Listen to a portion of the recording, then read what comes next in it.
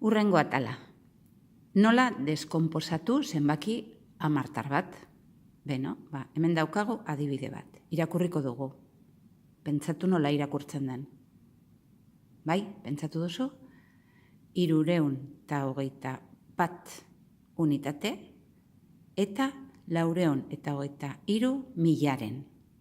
Bale, deskonposatzeko hoberena da guk ipintzea goian zifra bakoitzaren izena tokiaren arabera. Komatik hasita beti, aruntz goazenean, lehenengoak dira unitateak, urrengoak hamarrekoak, urrengoak ehunekoak. Eta komaren eskuinalderuntz, hamarrenak, ehunenak, milarenak.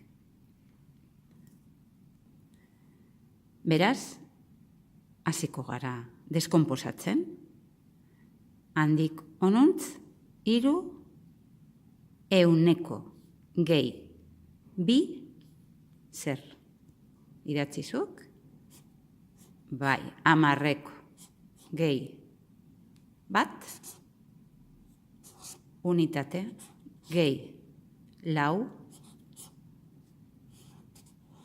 hamarren gehi zein dator gero? 2 ehunen zein falta zaigu? 3 milaren. Beraz, 3 ehuneko, 2 hamarreko, unitate bat, 4 hamarren, 2 ehunen, 3 milaren.